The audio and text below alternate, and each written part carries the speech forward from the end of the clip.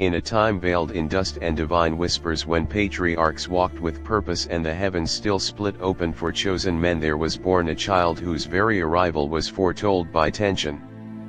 Not with peace, but with a struggle. Not into stillness, but into the storm of legacy. Jacob, the one who grasped the heel. A boy whose first breath echoed an eternal contest between power and promise, between what was given, and what was claimed. His birth was not merely a beginning, it was a continuation of a covenant older than stone. He was the son of Isaac, the miracle child of Abraham, whose line carried not just blood, but prophecy. And yet, Jacob's story would not mirror theirs, it would fracture expectations. For unlike his forefathers, his rise would come through exile, his strength would be found in silence, and his blessings through the mask of another man. From tents of deception to divine altars in the wilderness, from angelic visions to the scars of betrayal, Jacob's journey was woven with heavenly intervention and human error. He would dream of ladders stretching to the stars, wrestle with a being not of this world, and limp away with a new name written in glory. But Jacob was never meant to stand alone. Through his trials would come 12 sons. And through them a nation. A people. A prophecy fulfilled. Before he became the man who saw the face of God and lived, he was the man who ran. The man who hid. The man who waited. And it is in that waiting, in that wrestle, that Jacob's greatness would be forged. He is called Yaqub in the Quran, Jacob in the Torah and Bible. But across faiths and centuries, he remains one thing above all, a man chosen by the divine, to carry the weight of nations on his back. Birth and early life. Long before he first opened his eyes, his presence stirred the heavens. In the tent of Isaac, son of Abraham, the promise of the covenant throbbed with new anticipation. His mother, Rebekah, carried twins but not in peace. Her womb was a battleground. Day after day, the struggle within her grew unbearable until, in desperation, she turned her face toward heaven and cried, "Why is this happening to me?" The divine reply came swiftly, shaping the future of nations. 2 nations are in your womb, and 2 peoples from within you shall be divided. One shall be stronger than the other, and the older shall serve the younger. It was no ordinary pregnancy. It was prophecy in motion. Then came the moment of birth. First emerged a child red and covered in hair, Esau, destined to become a man of the wild, a hunter of the field, impulsive and strong. But then, as if the womb refused to release its second son without struggle, a hand reached out, gripping Esau's heel. Jacob, the one who grasps, the supplanter, Yaqub. Even his entrance into the world echoed a divine mystery. He did not wait. He did not yield. From his very first breath, he clung to something beyond himself, a blessing not yet his, a future not yet shaped. His early years unfolded beneath the tents of Isaac, where flocks grazed quietly and the legacy of Abraham loomed large. Jacob was unlike his brother in every way. While Esau roamed the wilderness, hands hardened by bow and spear, Jacob remained close to the family hearth, learning, thinking, listening. He was a man of calm movements and sharp insight. Where Esau hunted beasts, Jacob hunted truth. Where his brother sought the thrill of conquest, Jacob studied the quiet patterns of men, of seasons, of the sky above him. Though Isaac loved Esau for the game he brought to the table, Rebekah's eyes never left Jacob. She remembered what the Lord had said. She watched as her younger son moved with strange grace, as if waiting for something, or someone. But Jacob's early life was not free of shadow. The tents in which he grew held ancient stories of his grandfather Abraham's test on the mountain, of Isaac's near sacrifice, of wells stolen and recovered, of covenants written in stars. Jacob heard them all. And perhaps, even then, something in him stirred a hunger not for land, but for the blessing. And though the world saw a quiet boy in the shade of a tent, heaven saw a man being prepared for fire. He did not yet know that he would carry a burden heavier than Esau's arrows. He did not yet see the ladder waiting in his dreams. But even as a child, he was being watched by angels and by fate. For in his heart burned the silent fire of a prophet not yet awakened. World at that time. The world into which Jacob was born was raw, tribal, and trembling beneath the weight of divine encounters. Kingdoms had not yet risen, but bloodlines had begun their battles. The earth still bore the footprints of Abraham, who had walked from Ur to Canaan with nothing but faith and fire. The land of Canaan was fractured, inhabited by Canaanites, Perizzites, Hittites, and other ancient peoples, each guarding their gods and groves, their altars and idols, unaware that a new nation was being formed inside a single tent. In the east, empires simmered, Babylon rising in pride, Egypt rich with grain and guarded by gods of stone. Trade routes threaded through deserts and mountains, tying wandering clans to the wealth of cities. But among all the civilizations, only one family, descendants of Abraham, carried the secret of the one invisible God. They did not build temples or cast idols. They built altars of stone and made covenants in blood. And the world watched from afar, puzzled by a people who claimed to be chosen. Violence was common. Slavery, deceit, and sacrifice marred every tribe. The strong ruled with spear and sword. Kings took women like cattle. Children were sold. Truth was twisted. And yet in the midst of this chaos, God whispered his will through visions, dreams, and desert encounters. Jacob was born into this trembling tension, a bridge between the old patriarchs and the 12 tribes that would come after. The heavens had chosen a world full of noise to raise a man of silence. And while kings roared and idols towered, Jacob's journey would begin in stillness where eternity often hides. Signs of prophethood. The signs were not loud. They whispered through shadows. Jacob was no warrior. He held no staff that turned to serpents.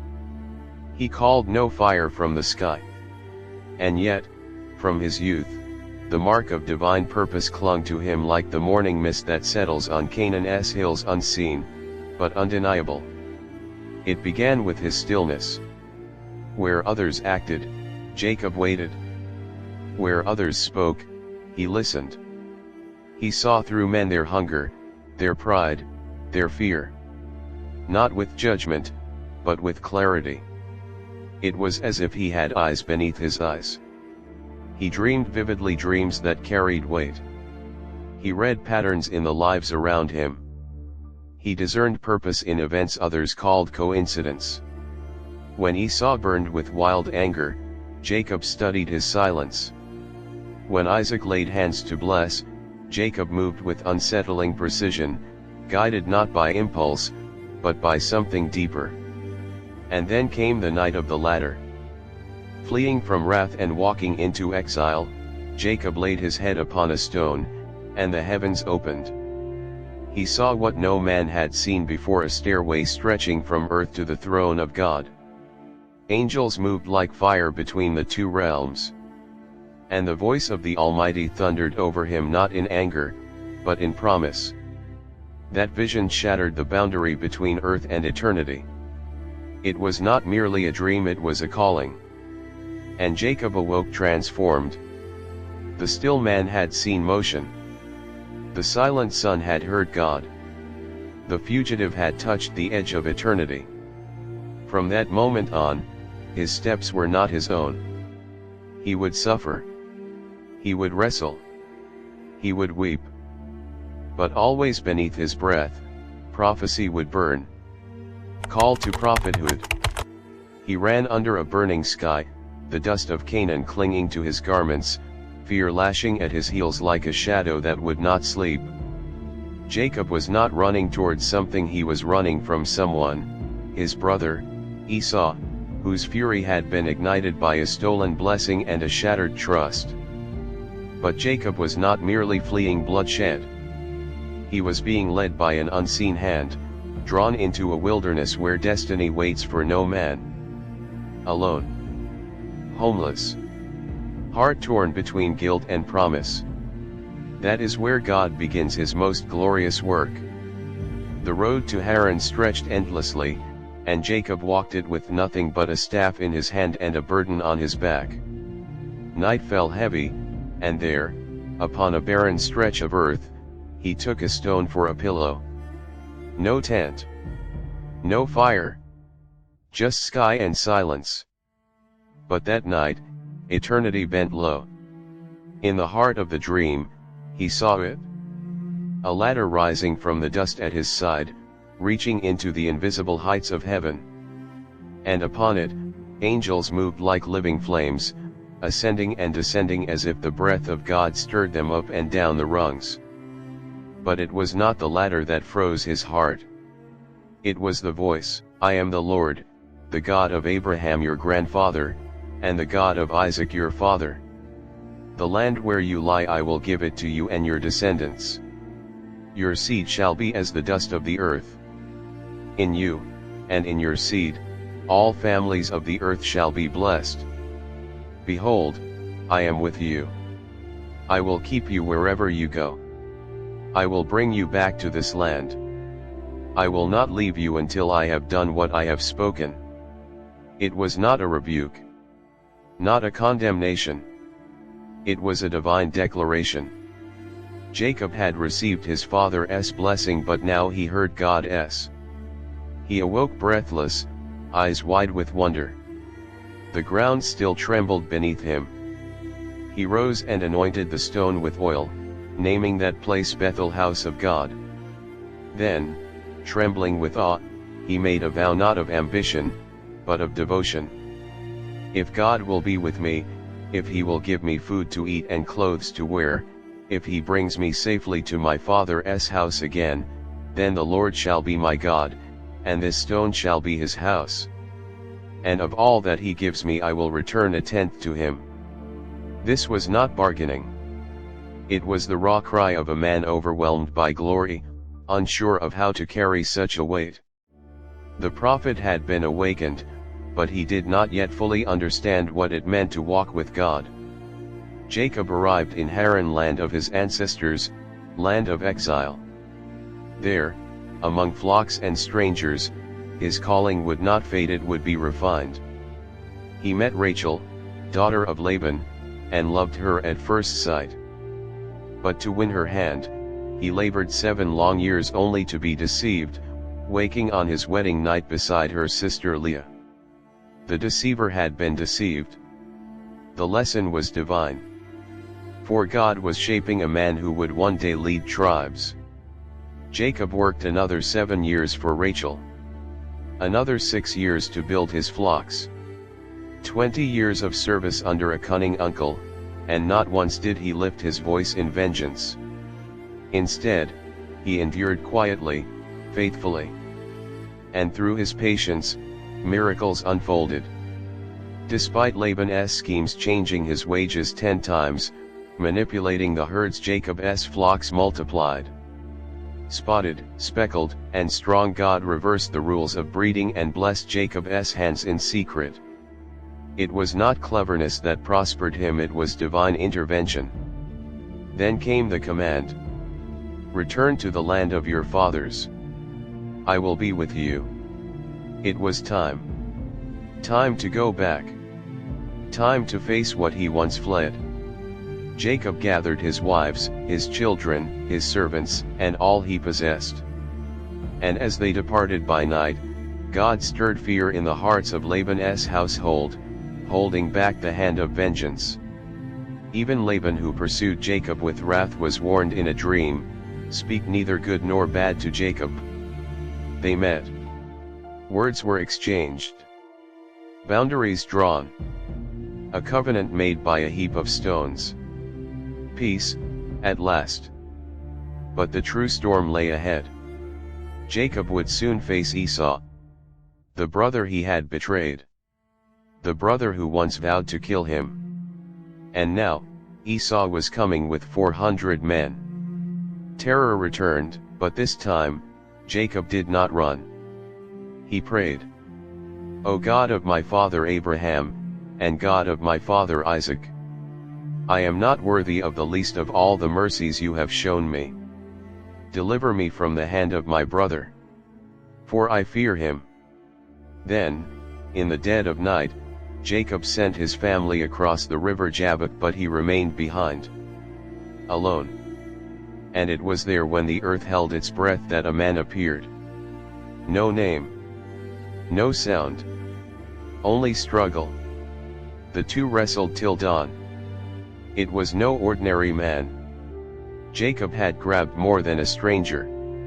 He had grabbed heaven. The battle was fierce, silent, spiritual. No sword, no roar. Just sweat, strength, and holy silence. As dawn broke, the figure touched Jacob's hip and dislocated it. Still, Jacob refused to release him. "I will not let you go, unless you bless me." Then the stranger spoke, "What is your name?" "Jacob," he answered, "heel grabber, deceiver." "No longer," said the man. "Your name shall be Israel, for you have wrestled with God and with men, and have prevailed." And then, the figure vanished. Jacob stood limping, transformed, renamed. He had seen God, and lived. That was the final seal of his calling. No longer a fugitive. No longer a shadow in his brother's path. He was now Israel, the father of nations, a prophet formed by pain, blessed in brokenness. The miracle was not in dreams or visions alone, but in how God had wrestled the deceiver into a vessel of truth. From that moment on, Jacob would walk differently. Not just in body but in soul. He had heard the voice. He had seen the ladder. He had touched the eternal. And now, he would speak for him.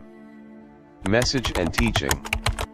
The message of prophet Jacob was not delivered on mountain peaks or shouted to crowds. It was lived, passed down, and quietly carved into generations.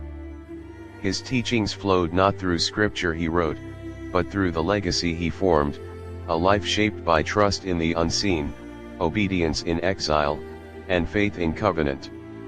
Jacob taught submission to the one God, the God of Abraham and Isaac, without idolatry or compromise. His household upheld monotheism, resisting the pagan rituals of the surrounding tribes. His sons were raised with reverence for divine commandments, each one shaped by his guidance and discipline. Through his long years of service, Jacob taught patience and perseverance. Through his reconciliations, he taught humility and peace. And in the stillness of Bethel, and the wrestle at Peniel, he taught what it meant to meet God not in power, but in surrender. He passed down the central truth, that God's promises endure, even when man stumbles. That covenant is sacred. That the path of a prophet is not always clear, but it is always led. Jacob's teachings lived on not in speeches but in his sons. Through Judah, the promise of kingship.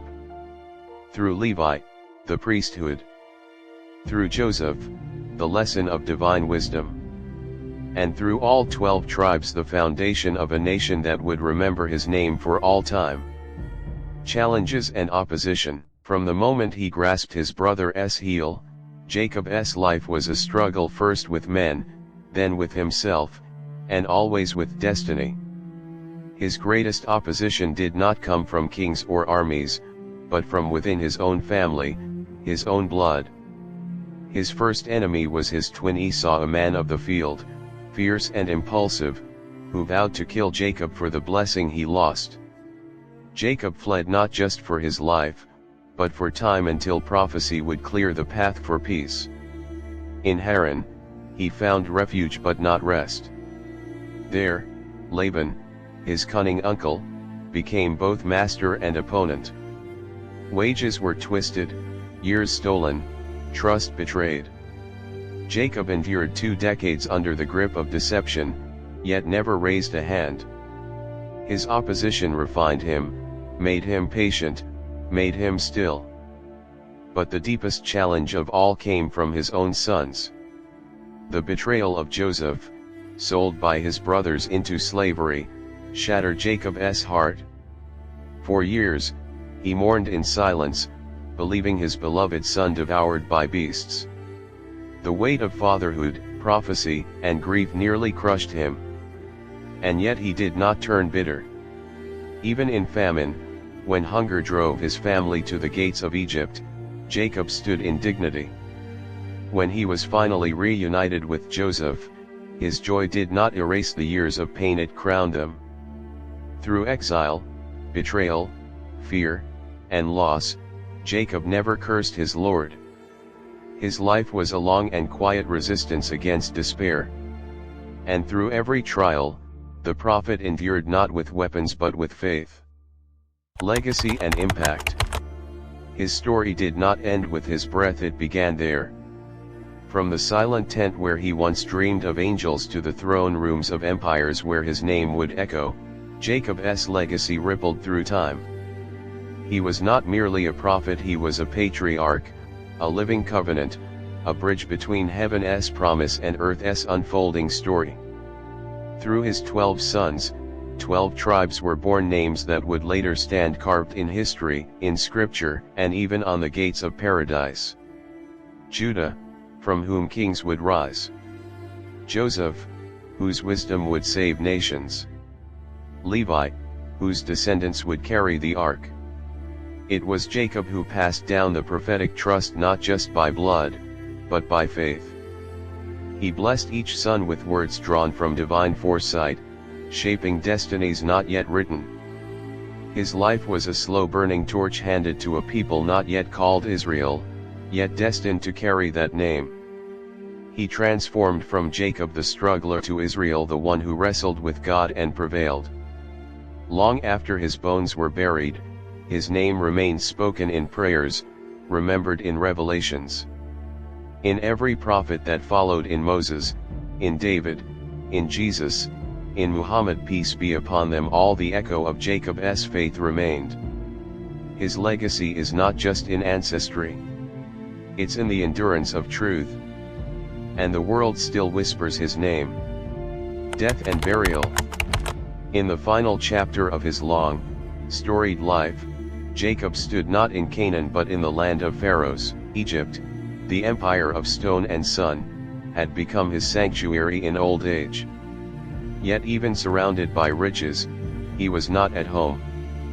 His heart remained tethered to the land of promise, the land where Abraham walked, where Isaac dwelled, where the covenant was sealed. In his final days, Jacob summoned his strength and called his sons to his bedside. One by one, he spoke not as a father bidding farewell, but as a prophet unlocking destinies. His words were not mere blessings, they were revelations. To Judah, he spoke of kings. To Joseph, he gave a double portion. To all 12, he revealed what would become of their tribes in the days to come. And then, with peace upon his lips, he drew his last breath. When Jacob finished commanding his sons, he drew his feet up into the bed, breathed his last, and was gathered to his people. Genesis 49:33. But even in death, Jacob's final request echoed with majesty. "Do not bury me in Egypt," he told Joseph. "Bury me with my fathers, in the cave of Machpelah, where Abraham and Sarah lie, where Isaac and Rebekah lie, where I buried Leah." And so it was. With Pharaoh's permission and Egypt's honor, a great procession carried the body of the prophet back to Canaan. Chariots and horsemen, both Hebrew and Egyptian, accompanied him. The mourning was so profound that even the locals named the place Abel Mizraim, the mourning of Egypt. There, in the cave of the patriarchs, beneath the oaks of Mamre, Jacob was laid to rest beside Abraham, beside Isaac. A prophet, a father, a nation sealed in flesh and dust. His body sleeps but his legacy never did. Interfaith perspective. Islamic perspective. In Islam, Jacob Yaqub is revered as a noble prophet, a descendant of Abraham Ibrahim, and a link in the divine chain of messengers.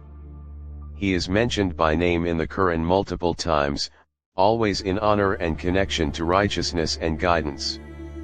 Allah says, "And we gave him Isaac and Jacob, each of them we guided. And Noah we guided before, and among his descendants, David, and Solomon, Job, Joseph, Moses, and Aaron. Thus do we reward the doers of good." Quran 6:84. Jacob is also celebrated for his unwavering belief in the one God and his role as the father of the 12 tribes. One of the most powerful Islamic references comes at the time of his death, where he passes on monotheism to his children. "Were you witnesses when death approached Jacob, when he said to his sons, 'What will you worship after me?' They said, 'We will worship your God and the God of your fathers Abraham, Ishmael, and Isaac, the one God. And to him we submit.'" Quran 2:133. He is viewed in Islam not only as a prophet, but as a role model of patience, wisdom, and pure Tawhid monotheism, whose lineage continues through prophets like Joseph, Moses, and eventually, Prophet Muhammad. Jewish perspective. In Judaism, Jacob Yaqub is one of the Avat, the three revered patriarchs, Abraham, Isaac, and Jacob. His life is central to the book of Genesis Bereshit, spanning from chapter 25 through chapter 50. He is the father of the 12 tribes of Israel, and his name is directly connected to the Jewish people as a whole. His transformation from Jacob, holder of the heel, to Israel, he who struggles with God, occurs after his mysterious nighttime wrestling with the divine being, an event rich in meaning and interpreted as a spiritual elevation. "Your name will no longer be Jacob, but Israel, because you have struggled with God and with humans and have overcome." Genesis 32:28. He is deeply honored for his covenantal faithfulness, his transmission of ethical monotheism, and his final blessings to his sons, each one seen as a prophetic vision of the tribes of Israel.